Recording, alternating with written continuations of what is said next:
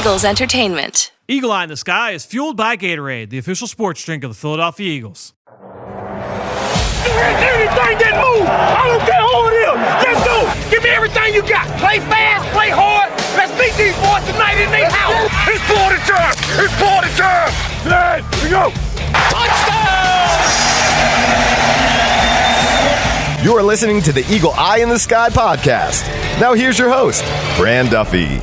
That's right of the week, and we've got an Eagles loss to discuss as the Eagle Eye in the Sky podcast, fueled by Gatorade, continues. I'm Fran Duffy, and as always, I think we've got a great show for you here on episode number 277. At the top of this week's show, we've got Chalk Talk, where I chat with Greg Cosell about the Eagles and their Week 5 loss at the hands of the Pittsburgh Steelers. There's plenty to talk about on both sides of the ball in this game. A lot of plays that I know people are interested to get broken down. So Greg and I will do all of that in Chalk Talk. Before we get to that, though, just a quick reminder, if you have not yet, please jump onto our Apple Podcast page or Stitcher, leave us a rating, leave us a comment. If you've got a question, I swear to you, we will answer it here on the show. You guys have done a great job over the last few weeks, really since the start of the season, of going on, leaving questions, leaving ratings, and I love it. You guys keep putting them on there. We'll keep answering it here on the show. Make sure you go check out our episodes late in the week with myself and Ben Fennell. We had a player on every single week. Really have enjoyed my player interviews. My chat with Brandon Graham last week was a lot of fun. Javon Hargrave was on the week before. He was awesome. Nikel Roby-Coleman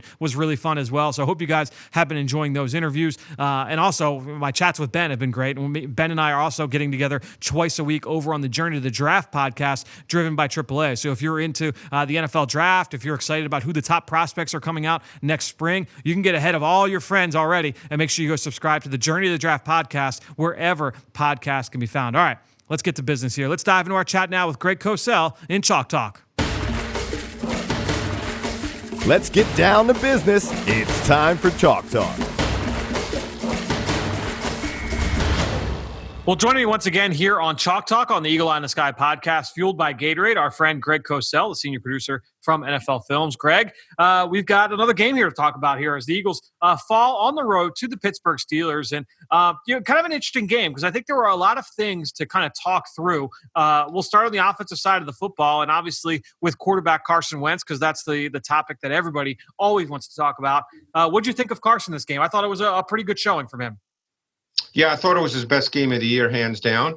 As you and I have discussed, I think that he's the kind of quarterback that'll miss one here and there. But I thought that he threw the ball much better in this game. He made a couple of really, really good throws. I actually thought he made one of the best throws of the weekend to John Hightower that went right through his hands. I guess that was near the end of the first half, was it not? Yeah, it was. It was on that 2-minute drive at the end. Yeah. I mean, that was a special throw, moving to his left, 55 yards in the air, right on the money. That was a great throw. But for the most part, I thought Wentz played well. Given the Steeler defense, which is arguably the best in the league, they're playing another really good one this week. We'll get to that. Putting up the points that they did with the personnel that they're putting out there, I thought was a really strong achievement for the offense.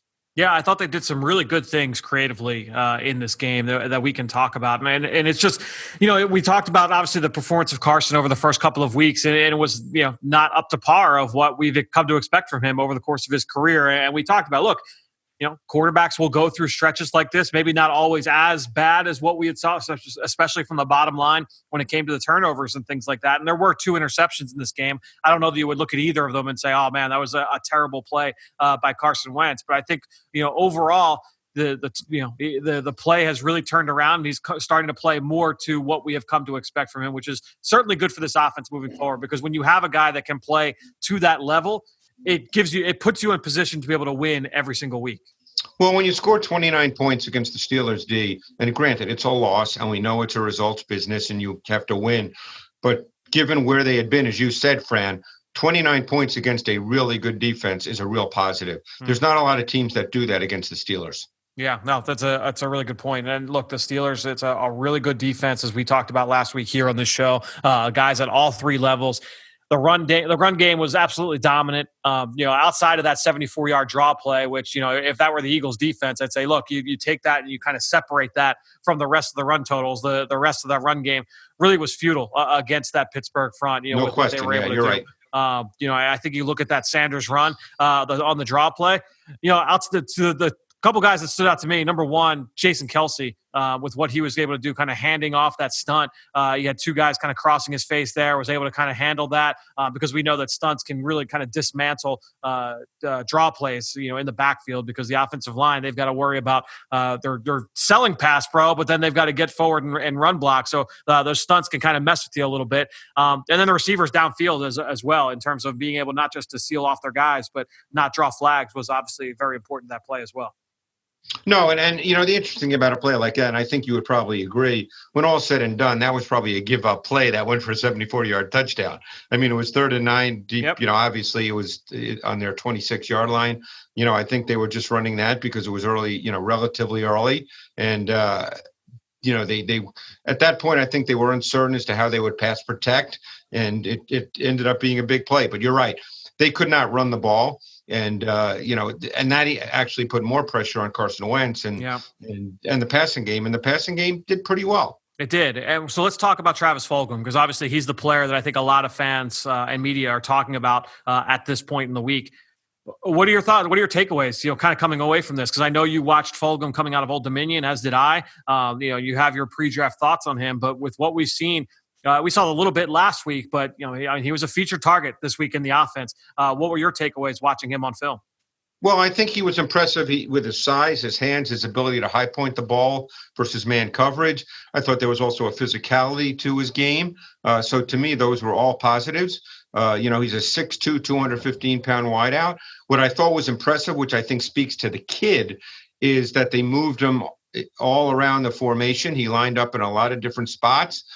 He caught one with a nice little creative look where he motioned sort of into the backfield. Wasn't quite the backfield, but he worked through the line of scrimmage then on a crossing route. So they did some good things as well. But I think that speaks to him, because when you line up in different spots, routes become a little different in how they're run. So it was clearly an impressive performance. That was, to me, the thing that stood out is if you look at, just all of his targets, kind of split it into three buckets. There were a couple plays where, Carson Wentz just made Herculean throws. And then you look at, there were some that were really well schemed up. You talked about that 17-yarder where they kind of put him in as a wing in a 6 offensive line set. Yeah, Driscoll on the next to Jordan Mailata, and he kind of worked between those two guys. That guaranteed the free release. Just a really creative kind of 3-level stretch concept. But then the other thing that stood out to me, Greg, he did a nice job as a route runner on a couple of those where, he did a really nice job, holding that vertical stem, working upfield, not tipping his hand as a route runner and getting corners to kind of flip their hips a little bit before he worked back to the sideline. And I thought that showed up. But then obviously, as you mentioned, with his size and play strength and then the competitiveness at the catch point, all of that was also very impressive. But that's the stuff we can see, watching on TV. Sometimes the route running doesn't always show up, watching the TV copy, which that's what I came away from really, really appreciating this morning.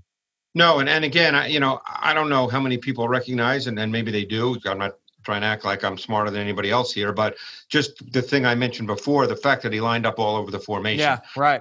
Coaches don't ask a receiver to do that unless they're comfortable with him running the routes properly based on his location and his splits. And they lined him up all over. So I think that really speaks to his ability to take in and process the information that he's given. Yeah, I think that's spot on, especially for a guy that, he's been in the building since, late July, or no, I guess it's mid-August because when training camp started.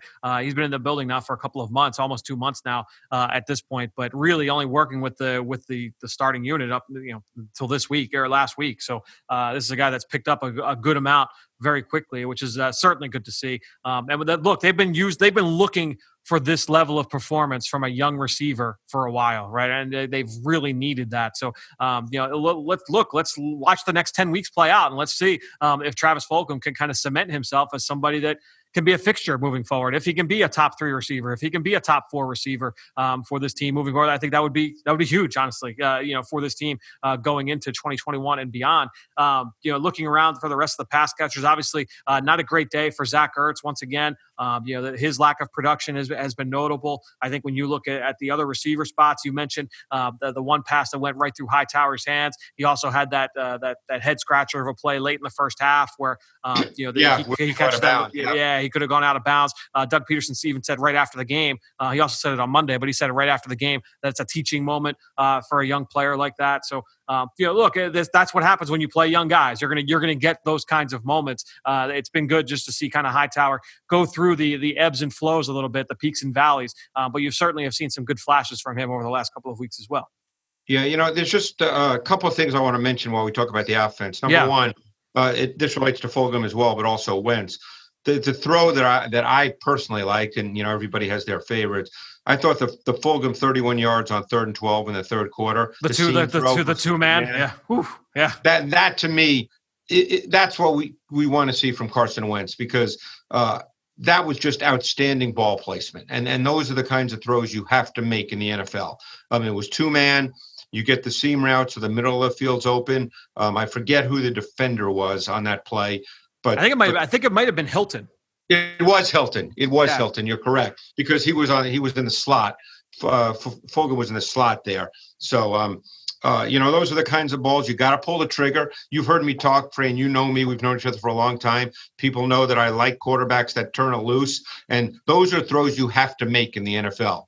The other thing that stood out, and I totally understand the Eagles doing this, and you have to, and they may have to do it again this week, is there was a lot of chipping of Watt and Dupree, and that does limit your options in how you run routes in the pass game, because two receivers now are sort of become a little secondary in how they get into routes, but it has to be done. It certainly had to be done with Mulata. The thing that struck me is they even did it on a number of snaps when Lane Johnson was still in the game. So they obviously felt that Watt and Dupree could wreck their passing game if they didn't do that. Yeah, that's a really good point. That's something we certainly saw a lot of in this game. And we'll see if they continue to do that, because they've got some fearsome pass rushers on the schedule coming up here in the next few weeks. And overall, you're talking about the offensive line. Interested to kind of get your thoughts on Jordan Mailata, in his second week of starting action. I thought that it was kind of like one of those things that he had a couple negative plays early that didn't result in sacks, but where, Dupree kind of got the better of him. I thought he then settled in. And we're talking purely pass protection. I thought he settled in, and he did give up that sack late, which I thought was a really well-timed pass rush move by Dupree overall. But a solid performance, I thought, from Jordan Mailata in his second week against a good front. Yeah, a really good front. Yeah, you're right. He had some bad pass protection snaps early. It's so funny about technique with pass protection, because Dupree got him on a speed to power early, and he just got right inside of him, and it didn't matter how big Mulata was. He just drove him right back into Carson Wentz. I think that was the play that Watt ended up with the sack. Yep. And then he redirected underneath after losing his base and balance. Dupree, that is. Dupree redirected underneath when he got Mulata to lose his base and balance. And that's because pass protection and the way you pass protect is it's not a purely athletic move. It's not a naturally athletic move. So even though you're a great athlete and a big man, you've got to learn how to do the movements that are necessary to pass protect. But you're right. He did settle in. And until that last sack by Dupree, I thought he played pretty solid football. Yeah, I thought so too. And there were a couple plays, even though there was the one completion on 3rd down that Carson made where he kind of ducked under the hit from Dupree coming backside and rolled to his left. Those are the kind of the plays that maybe they don't go down as sacks, but they were negative plays that were in Mailata's on the resume, I guess, from this tape. But again, his being able to settle in, to me, like that was what was really impressive for me, was that he had that rough start, but that didn't crater him. That didn't end his night. And he was able to kind of bounce back. I thought that was most impressive from that. And we saw, obviously, look, we saw another game of Nate Herbig. We saw more of Matt Pryor. We saw Jack Driscoll come in, not just as a single. They actually ran a decent amount of 6-0 line in this game with Driscoll coming in, but then he also had to come in and play some right tackle at the end of the game with Lane Johnson leaving. Yep. And I thought Driscoll had a solid day as well, working against TJ Watt. Again, with Driscoll, never looks like out of place. He never looks like, oh man, like this is too big for him, that's what you're looking for with young players, but especially with young O-linemen. No, I agree. It'll be interesting going forward, because they're going to face, obviously we'll get to Baltimore, but they're going to face some tough defenses. And Mulata's going to, I assume, keep playing left tackle. To my way of thinking, he should, but I'm not on the coaching staff. But I think he's warranted enough through 2 games that where you feel like, hey, we have to see if this kid can be our left tackle going forward. Now, my guess is that would be the case, but again, we'll kind of have to wait and see on that one. I think then the last thing on offense that I'd want to hit on, the Jalen Hurts package has been just fun to continue to watch develop. They kind of unroll a new wrinkle every single week. We've seen him as a decoy, as a receiver. We've seen all the different backfield actions. We saw him as a runner in the option run game. And this week we got to see him deliver a pass. He completes one to Richard Rodgers down the seam on a concept that I guess was really like the high profile one that you can bring up is that Ravens Patriots, they lose 2014 AFC playoff game where Tom Brady hits the tight end Hooman down the seam. Right. That very highly publicized play, and it was really talked about. But if you can, take us through that play and why that can be so effective, because the defense has a lot that they've got to figure out pre-snap. I'm trying to remember. You know what? I can actually pull the play up while we're talking, Fran, because I can't remember every detail of it. To me, the big one was, you've got Jason Kelsey out to the slot to the right with Carson Wentz out to his right side as well. So you've got Jalen Hurts in an empty set, Wentz and Kelsey to the right. I think there was another receiver inside Kelsey, and lined up at left tackle was Richard Rodgers. So the defense is trying to figure out who's eligible, who's the eligible receiver. Right, that was the issue. Yes. Right. That was the issue, is the eligibility. Because, that was the Alabama play that then that Belichick took from Saban, his good buddy Saban. So you're right. Yeah, that's what made it so tough. But we'll see, without going into every detail of that play, because I can't remember every single detail, is I think you will see more creative things coming from Doug Peterson and staff using Hurts, because I think they'll need it. I mean, look, ideally, we're not going to sit here and say Travis Fulgham is now a number one big-time NFL receiver. Hopefully he continues to develop. He's not likely to go 10 for 150 every week, but hopefully they have a receiver on the outside now that Carson Wentz feels good throwing the ball to against man coverage. And you keep adding in, specific kinds of plays. I mean, look what the Steelers did. And we watch the Chiefs do this every week in certain areas of the field. There are specific little wrinkles that are not necessarily gimmicks. And I think you hope that you can continue to move in that direction with Jalen Hurts. Yeah, and I think at that point, it's as you said, it's not a gimmick; it's part of your offense. It's right. That's what you're ultimately hoping for when you do those plays. I mean, it comes across as a gimmick, but it's not really a gimmick. Right, exactly. I don't think I've got anything else to bring up on the offensive side. We'll continue to see how the receiver position shakes out, because at some point, Jalen Reagor's healthy, comes back. Looks like we're getting closer to Alshon Jeffrey and Deshaun Jackson coming back. So this picture for the receiver room will certainly be interesting to follow here moving forward in the coming weeks with the emergence of Travis Fulgham. Let's go over to the defensive side, Greg. And I think the big thing to talk about, it's the play that everyone's talking about, and I'm interested to kind of get your thoughts on it, was that fourth touchdown to Chase Claypool. Obviously late in the game-sealing touchdown against zone coverage. Let's talk this through, because I feel like a lot of fans and a lot of media, they want to talk through this play. What were your takeaways? Because I went back and just kind of did a little bit of a charting on some different trends we saw through the game and what led to this. But I'm interested to kind of get your thoughts off the top.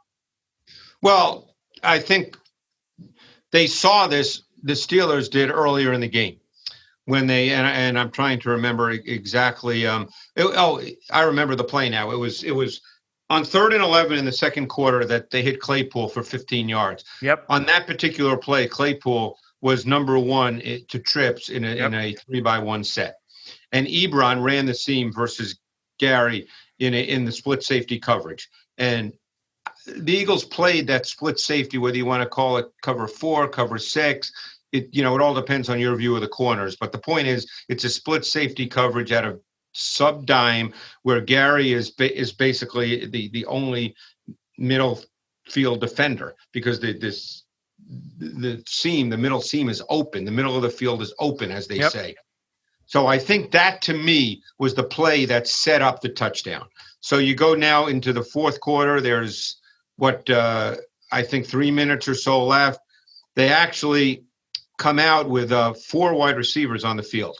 And Claypool is the inside slot to trips. The Eagles are in dime, and it looked to me like cover 4. But the point is Gary was the whole point of the play was to get Claypool on Gary, because they occupied the safeties with 2 routes by the slots, so the safeties could not squeeze.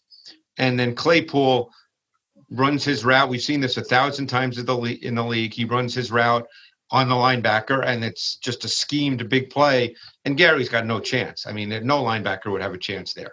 Yeah, to me, like the big thing that I was interested to see watching the game the first time and then watching it through again to just kind of taking a look and see if we could find the trend was, when the Steelers went empty, because I mean, if you can go to the first play of the game, they come out in empty out of that same personnel group with 4 receivers and 1 tight end on the field.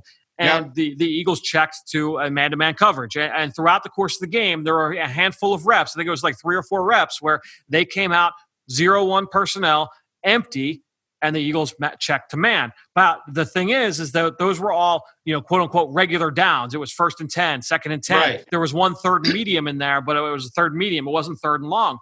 When the Eagles went 3rd and long, it seemed like most of the time it was one of 2 things. They were either sending a man pressure, so it was like a 5-man pressure or an all-out cover 0 blitz, which they were doing down in the red zone, or they were playing the split safety zone coverage, where there was quarter, half, or quarter. Sometimes they played straight up cover 2.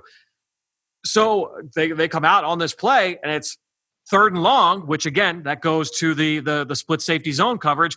But the Pittsburgh Steelers come out with that empty 0-1 personnel. So they're kind of put in a spot. Do you go to that empty check, or do you stay with your 3rd and long coverage? Because the 3rd and long coverage had worked for them a couple times throughout the course of the game. Well, and they get caught. Either way, the Steelers would feel good about it, because let's say the Eagles came out with man, because on 3rd down, the Eagles had 8 snaps of cover 1, 1 snap of 0, 3 snaps of cover 2, and 3 snaps of, whether you want to call it cover 4, cover 6. It walked that fine line. So even if the Eagles went with cover 1, by putting Claypool where they did in the inside slot to trips, they were going to get LeBlanc or Roby on him. Yep. So they were going to feel comfortable with that either way, Fran. Yeah, because now you're running a vertical route, with a big 6'4" receiver who runs 4.4 down the middle of the field against a small slot corner. Yeah, who's not running 4.4. Neither guy. Right. So the the Steelers were going to feel good either way, whether they got man or this particular zone. So it was a schemed big play, regardless of whether it was man or zone. Yeah, but they ended up getting the zone, and then you get just a schemed matchup of Claypool and Gary, and Gary's got no chance. Yeah, you and I mean, we've talked about this over the years. We talk about it all the time. It's like every zone coverage has a weakness. Every zone coverage has a void. There's places to attack. Every man coverage.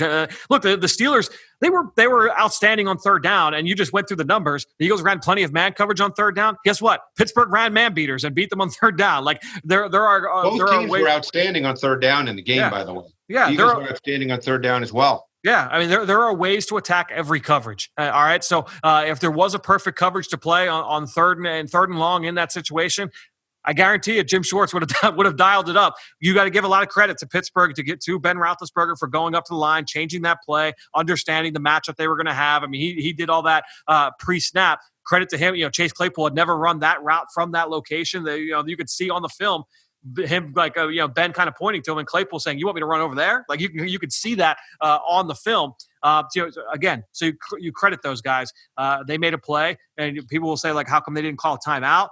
They're in a situation where they're trying to save those timeouts, knowing that they're going to have to get the ball back at some point. So it's a tough bang kind of situation mentally for the coaches, and then. The Steelers executed on that play, an outstanding play on their end. Because we clearly saw Roethlisberger, what we all believed was that he changed the play. Like we said, that play was a great call versus cover 1 as well, because who plays inside in the Eagles sub-dime cover 1? Roby and LeBlanc. Yep. So either way, it's a good call. But then Roethlisberger saw the zone and just – he did whatever he did. We don't know exactly what he did, but clearly he did something at the line of scrimmage. Yeah, he said after the game in his press conference, he said, I came out and I saw that look. I kind of changed the route. And now, if that was based off of the play that you were talking about earlier, with Ebron running down the seam 1-on-1 against Nate Gary, he might have said, all right, like, hey, this is the coverage we're getting. Understanding that. A lot of people would say, like, oh, well, why didn't one of the safeties help out? Well, you mentioned it. They couldn't because occupying those safeties. They were occupied, the safeties, with the 2 routes, the 2 pure slot routes ran vertically, so the safeties could not squeeze. And it's easy to say for us watching the film, like, oh, well, they should have known that the Claypool's getting the ball. When you're live action like that, it doesn't exactly work. It doesn't work like that. We all know that. Yeah, and unfortunately, it does not. So that was the big one. I wanted to kind of hit on that on the top, and I'm glad that you were able to kind of provide some of that context as well. Looking at the rest of the defense, look. I mean, missed tackles have been a big problem for this defense all season. I think right now I talked with our buddy Ben Fennell. He was able to get this. I'm pretty sure they're 29th right now in the league in missed tackles, according to Pro Football Focus, and that's something that's hurt them. It hurt them on a couple plays on third down in this game. It hurt them on some second downs in this game that set up the more third down manageable situations. The tackling's got to be better, and honestly, like they just got beaten a couple. And Pittsburgh ran some great concepts on third down. But too often, you had some of these just drive-sustaining plays that kept Pittsburgh on the field, and they allowed them to put points on the scoreboard. Well, it was evident that Pittsburgh clearly prepared for the fact that the Eagles have become much more of a man coverage team than a zone coverage team, because so many of the things that they did on third down featured bunch concepts, rub elements, things that if it was 3rd and 5. They just wanted to get 7 yards and get a first down. They weren't looking to throw the ball deep. In fact, they really didn't throw the ball deep other than the Claypool touchdown. Yeah, right. And because his 32-yarder, his other touchdown, was just a slant flat combination, which Claypool just ate up Mills, but that wasn't a deep throw, obviously. Yeah, and that's the thing, and that also goes to the zone coverage aspect on third and long, is that you've got eyes on the quarterback. Now you're up to rally the throw. There were some plays that I posted on Twitter where it's third and long, and you see, they're sitting back playing zone coverage. Pittsburgh all year has not been a deep shot team. Like Claypool's had a couple throughout the course of the year, but it's not like Ben Roethlisberger was like bombs away down the field. They've been trying to get the ball out of his hands quickly. They don't want to get him hit, and that was the case in this game. Ben's getting rid of the ball as fast as possible. So at that point, the zone coverage makes sense on third and long, because now you're able to come up and rally to the football. It's just, there were a handful of plays in this game where, if this doesn't happen, now this drive doesn't continue, and now this isn't a touchdown. There's so many to kind of talk through. It was frustrating to watch, certainly.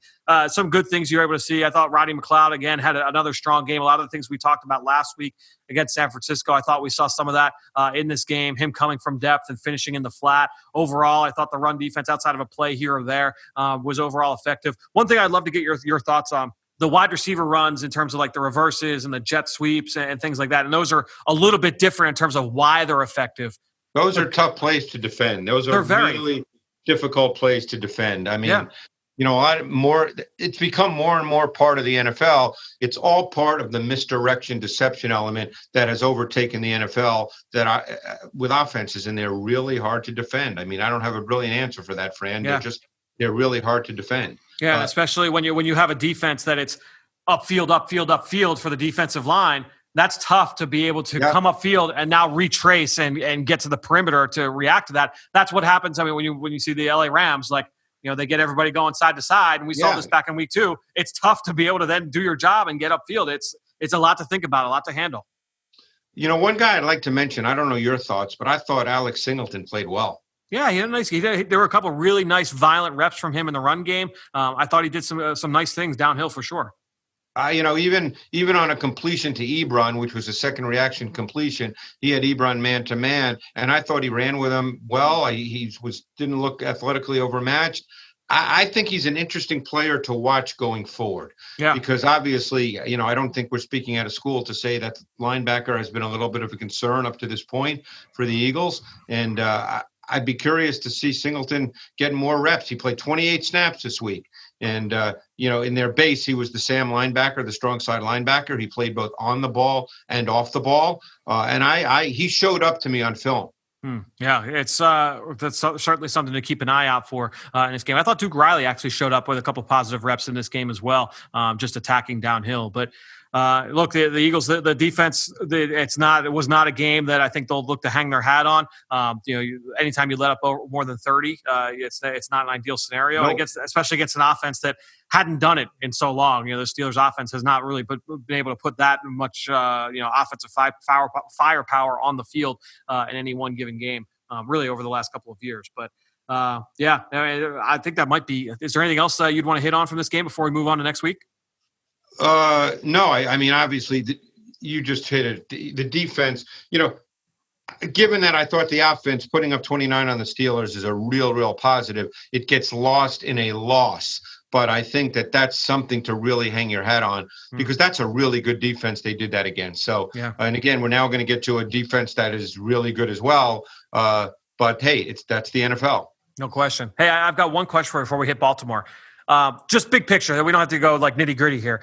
The loss of Dak Prescott. What does that mean for this Dallas offense? Well, to me, and again, I'm sure that people will think I'm an idiot on this, but I think what it will do for Dallas, perhaps, is have them play more complementary football, which to me they should be playing. To me, Ezekiel Elliott has been a little bit of a forgotten man as Dak was putting up huge numbers, and there's no question Prescott's a really good quarterback, and they've got 3 outstanding wide receivers, and I'm sure you just feel compelled. We're going to toss it around the yard. They got behind in a lot of games.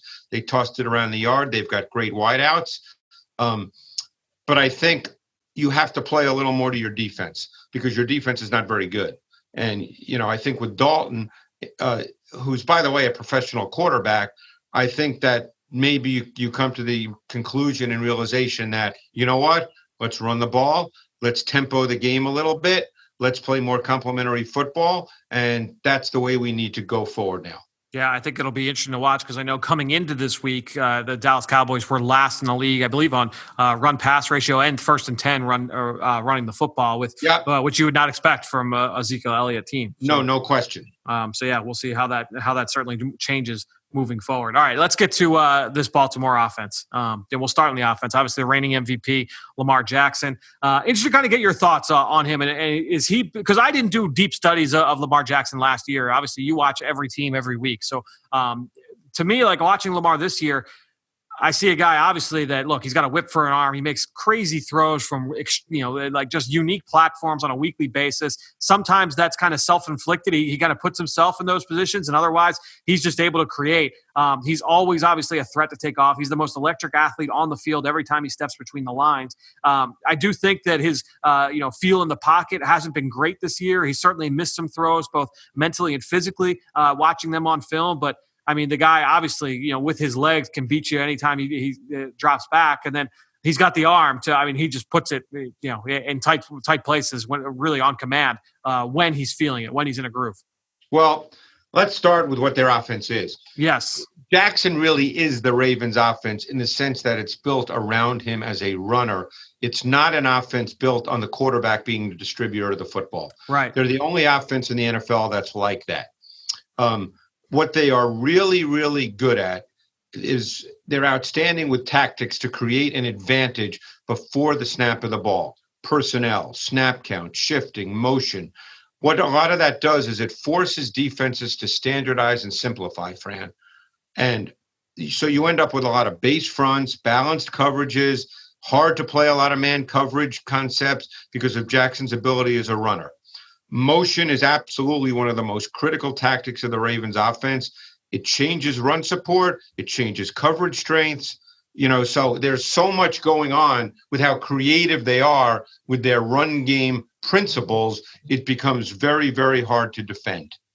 To me, like just a couple of the notes I put down. Obviously, a ton of homegrown talent on both sides of the football, but talking strictly schematically, as you mentioned, ton of pre-snap motion and motion at the snap. They're a big jet action team, so a lot of stuff we were just talking about with the Steelers, you will see that. We saw Devin Duvernay with a long run, I believe, on the opening drive this past week against Cincinnati. And then you look, to me, it's like you have that creative run game, arguably, I don't really think it's an argument, the most creative run game in the NFL.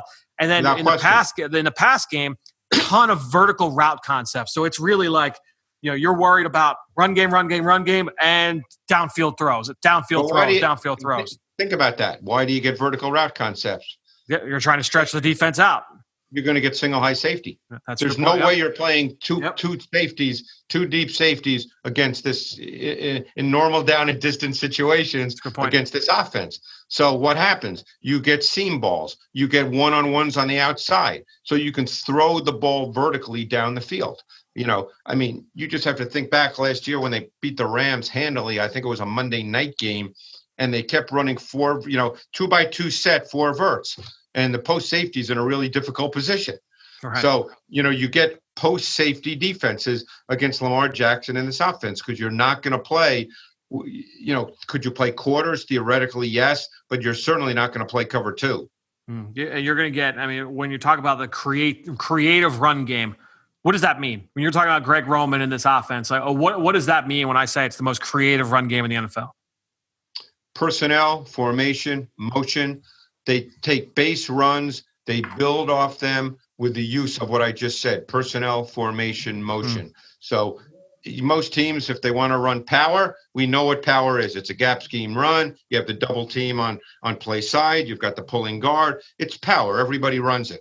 They add so many elements to a basic run like power. They'll add motion to it. They'll add backfield action to it. There's a zone read look to it. There's 2 or 3 additional elements to base runs.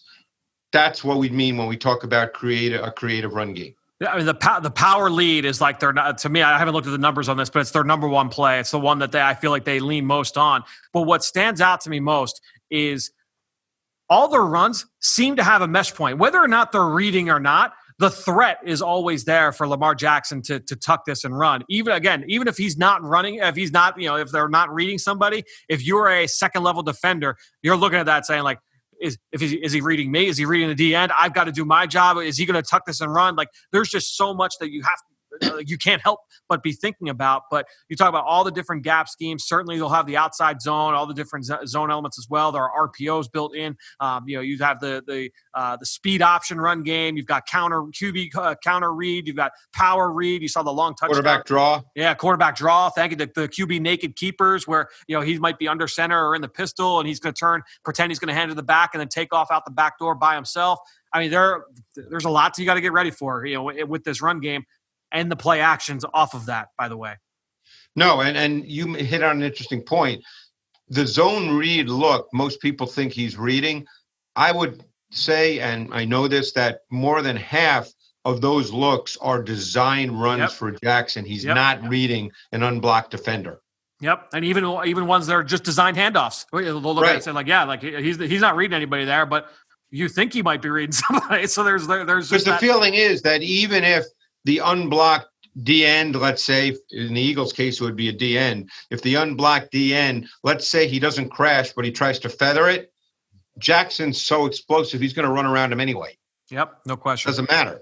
Yep. So the other thing with this offense that really, anytime you turn the tape on, it stands out. They've got 2 guys in Nick Boyle at tight end and Patrick Ricard at fullback who are just stone cold killers. They are assassins in the run game. And if you are a linebacker, a safety, a corner as a force defender, a nickel corner, a defensive end, they are coming for you and they're going to get you on the ground. Like every game, those guys are turtling somebody.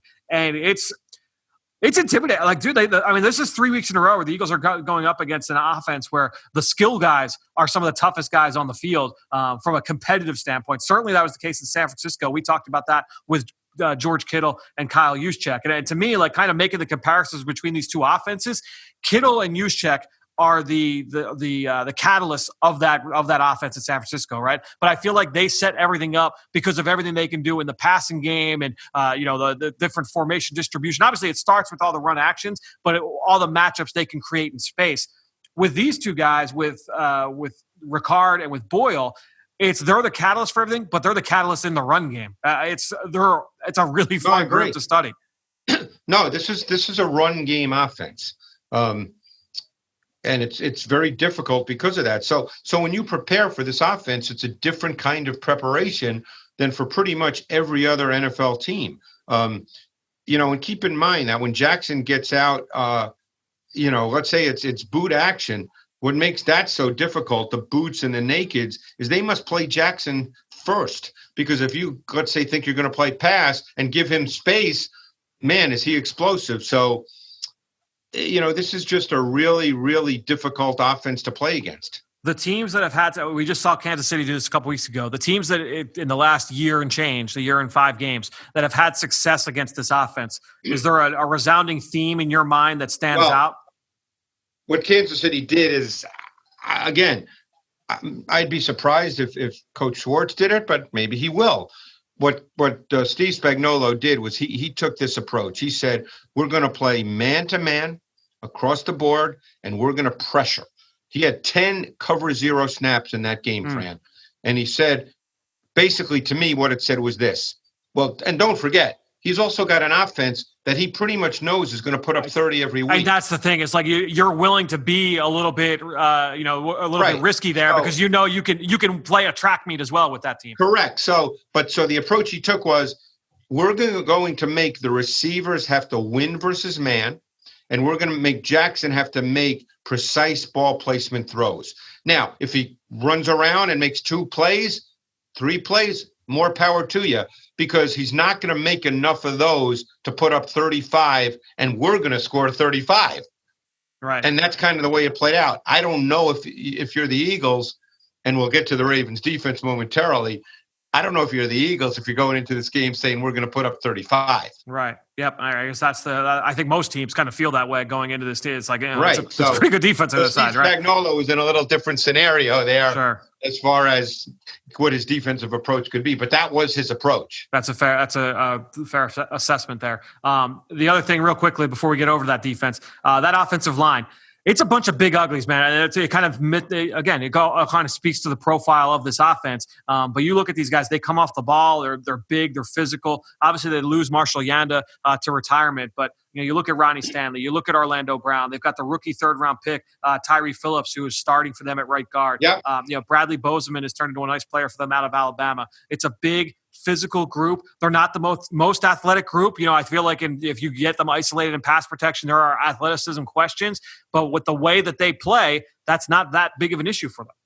Well, it's funny you say that, because their offensive line, in a sense, the Ravens' offense with Jackson as the foundation as a runner fits the skill set of their O-line. Right, exactly. It's not a unit that could hold up consistently in conventional NFL pass protection.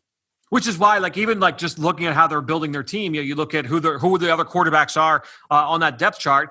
If Lamar Jackson goes down, these guys aren't Lamar Jackson, but when you play stylistically this way, you have RG3. You've got Trace McSorley out of Penn State who can do a lot of those different things. Right. That's allows you to kind of maintain that identity. Right. So, again, people point to Lamar Jackson when they get behind as if he can't make throws. And granted, I don't believe that's the strength of his game as a drop back quarterback, but I also think the O-line is not necessarily geared for a drop back pass protection, snap after snap after snap. Real quick, before we actually move to the defense, one final question. Just quick elevator speeches on some of the skill guys. You talk about, Mark Ingram. They got the rookie J.K. Dobbins, Marquise Brown, electric playmaker. Mark Andrews is their receiving tight end. Just kind of quick elevator speeches on that group. Well, I think Andrews is the guy that probably Eagles fans would be most concerned about, simply because of the tight end situation. Obviously, the Steelers don't throw a ton to the tight end, but we know what George Kittle did a few weeks ago. Andrews is clearly I don't want to say the number 1 target, but I think in certain situations he clearly is. Works the middle of the field very well. Good athlete, catches the ball. Brown is a guy, he can run. Again, you can't get caught up in these games where you give up big explosive plays, and Brown is that guy. And pretty much those are the 2 guys that have really done the damage this year. I mean, I like Miles Boykin coming out of Notre Dame. He doesn't get a lot of targets. Willie Snead is a nice little slot receiver, and he does make some big 3rd down catches. But you have to make sure Brown does not beat you over the top. Yeah, he's certainly the big play guy. And I shouldn't say the big play guy, because Boykin certainly has that field stretching ability as well. He does. And Duvernay was the guy that they had on the end around yesterday. And he, again, another example of what you do with, the way the NFL game is shaping up now with jet sweeps, orbit reverses. Duvernay, he was I think a track champion in the state of Texas coming out of high school. You're exactly right. Let's go over to the defensive side now. The Eagles played a team last week in Pittsburgh that, by percentage, blitzed more than anybody in the NFL and stunted more than anybody in the NFL. They go now to play the Baltimore Ravens, who I believe are 1 percentage point, if I remember correctly, when Ben Fennell told me earlier today, 1 percentage point off of Pittsburgh in terms of blitz percentage. They blitz more by volume than anybody just because they've got a game in hand on Pittsburgh on the schedule. But when you look at this Pittsburgh group or this Baltimore group, they bring pressure. They bring it from all angles, safeties, corners, explosive linebackers, lots of different looks. From dime, from nickel, mainly dime. Dime has been their primary sub package front in terms of when they come after you. It's a fast group, and they use the thing that stands out to me too. They use everybody, like all their guys play because they have specialty roles for basically everybody on that defense at all three levels. Well, you hit it on the head. They play through 5 games. About 85% of their defensive snaps have been in a sub package, so they're a sub package defense. And I'm sure that it will stay that way this week. Boy, there's a lot of moving parts and multiple looks in their defense. Their sub-front looks, their pressure concepts, they blitz, they stun. The thing that to me stands out, and you just don't see this a lot in the NFL, and it tells you how difficult they are from a recognition standpoint, Fran, is how many times they get guys clean to the quarterback. You just don't see that in the NFL very often, but they get guys clean to the quarterback.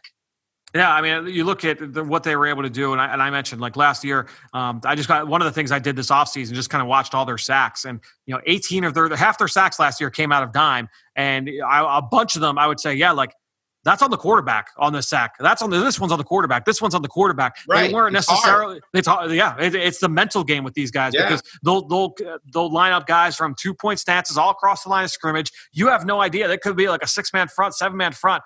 You don't know who of those 7 are coming, who's going, who's dropping. One of the guys could be dropping to the post. The other could be an underneath zone defender. Someone could be in the hole. Oh, and these 5 are coming. Like they do all kinds of things with all that speed on the field. It's a lot to handle.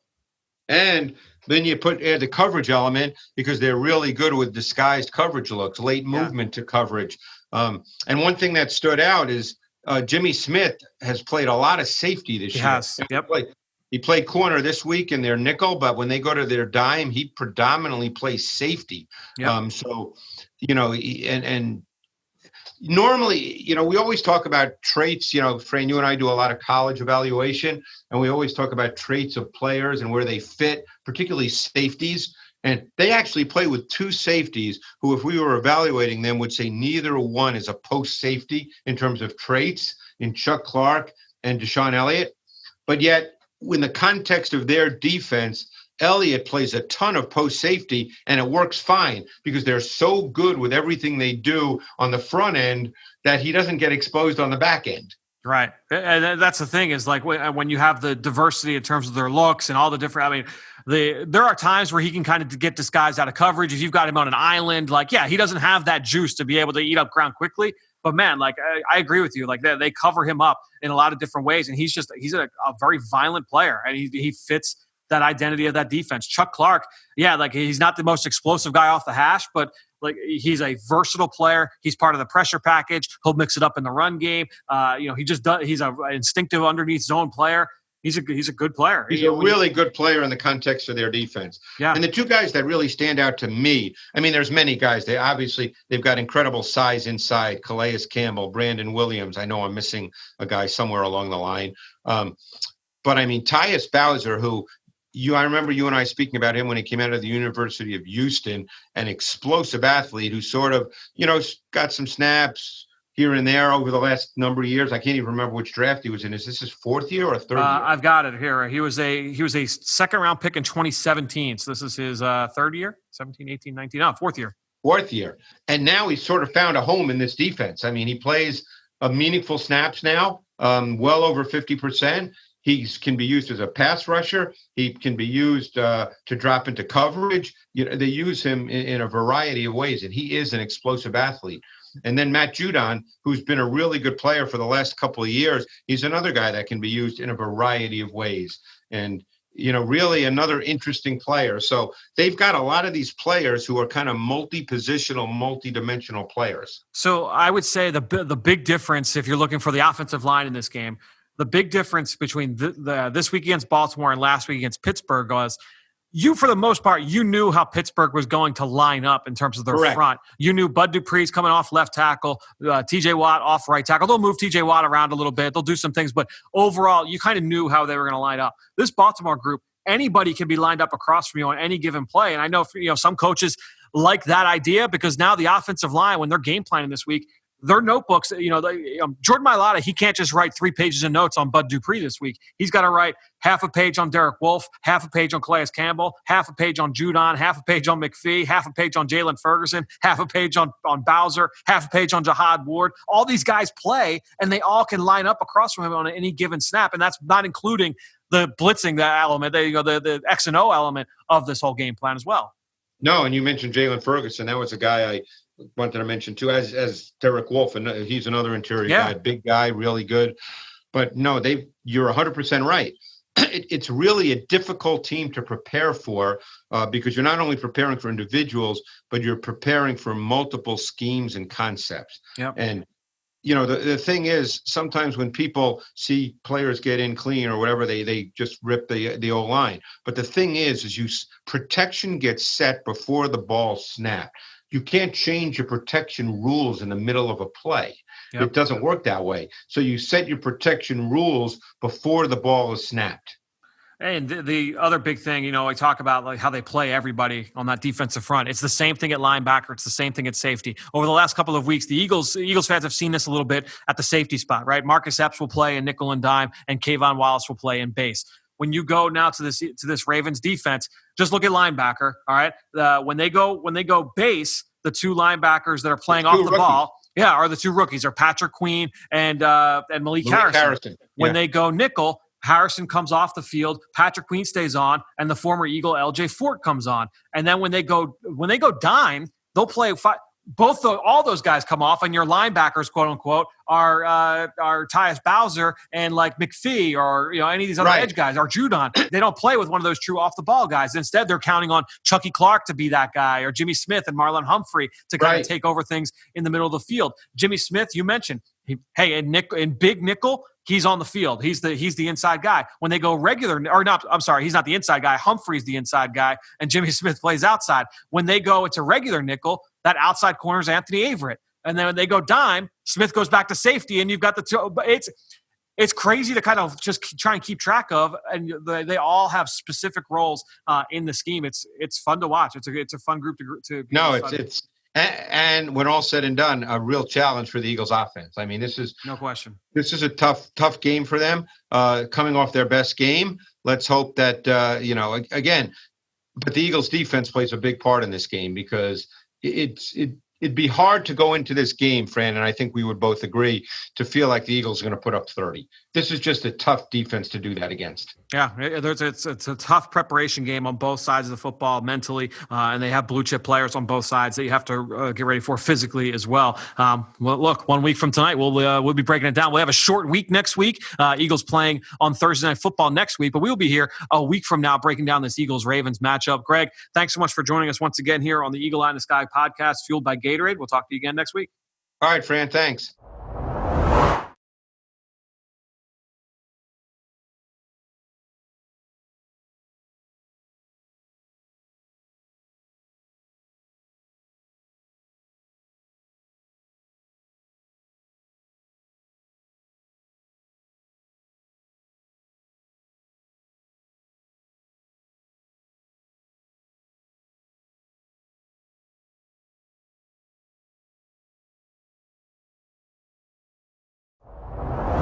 Before we continue with this episode, it's really important that I talk to you about voting. Now, you have likely heard a ton of talk this year about mail-in voting. It's been a huge topic of conversation. All that because due to COVID-19, millions more Americans are going to vote by mail this year than they have in years past. So, in this, this being a general election year, it's going to take extra time to count and certify those mail-in ballots. Now, I just want to start this conversation off by saying voting by mail is perfectly safe. It's perfectly legal, obviously, and you obviously will. It is perfectly fine to vote by mail. That being said, you've got to make sure that you do everything correctly. Now, the rules for mail-in ballots, they change from state to state. In Pennsylvania, the deadline to request a ballot is October 27th. That's just 2 weeks away from when I'm recording this podcast, which is about 8:30 p.m. on October 12th. In Delaware, that deadline to request a mail-in ballot is October 30th, so it's a couple days later. If you live in New Jersey, a mail-in ballot will be sent out to all active registered voters. So what's my point? My point is that it's important to know what your state's laws are regarding mail-in ballots. If you're interested in voting by mail,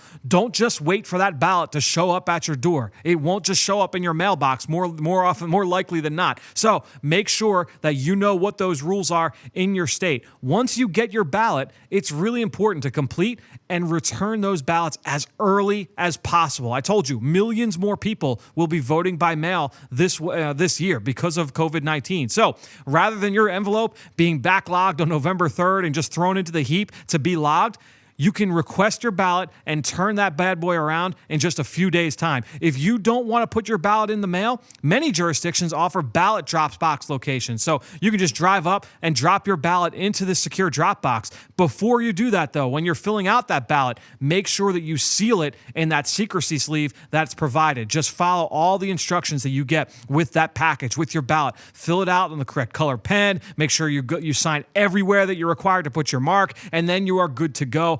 I didn't know before how easy it was to vote by mail, but it is completely safe, completely legit, like I said, and it's not too late to do. Remember, 100 million eligible voters did not participate in the general election 4 years ago. We have to do what we can to lower that number. Please do what you can to help us with that. And it's all of our civic duty to make sure that all of our voices are heard. Get out and vote on November 3rd. Great stuff from Greg, who you can follow on Twitter, just like I do, at Greg Cosell. And while you're at it, I'm at Eagles XOs. That's where I post all the podcasts I'm a part of and all of our X's and O's content that we produce at PhiladelphiaEagles.com. And you know, I greatly appreciate everybody that promotes this podcast on all forms of social media. That is one way to support the show. But the best way is to go on Apple Podcasts or Stitcher, leave us a rating, or even leave us a comment. And I want to give a shout out today to someone that left a rating and left a comment saying, this is from Beast57Boy57, left us a 5-star review on Stitcher or on Apple Podcasts and said, do you think that the Eagles will take the NFC East? And if so, do you think they've got a chance to go to the Super Bowl? Well, look, to me, obviously, look, the start of the season has not gone the way that the Eagles hoped, right? They're 1-3-1. That being said, as I said earlier, they're half game out of first place. You know, the division is still out in front of them. It's not necessarily how you start, it's how you finish, right? I can lean on all these old football axioms. At the end of the day, you want to be playing your best football late in the season, going into the playoffs. It's all about getting into the tournament. We've heard all of these before, right? You want to try and get into the playoffs, you get hot at the right time, and now it's about winning one game at a time. So if you're the Eagles, look, everything that you wanted before the season, back in August, back in January, when the last season ended, that is all out in front of them. They just got to get healthy, get everything together on both offense and defense, correct some of these mistakes, and move forward. And certainly, yeah, they've got the ability to do that. And so I'm interested to see how this team can continue to rebound. Again, just a half game out of first place. So thanks so much to Beast57, and special thanks to Greg Cosell and all of you out there for your continued support of this show and all the rest of our podcast offerings on PhiladelphiaEagles.com. All that being said, I think that'll do it. Another show in the books here on the Eagle Eye in the Sky podcast, fueled by Gatorade, for everybody here at the NovaCare Complex. I'm Fran Duffy. We will talk to you later this week.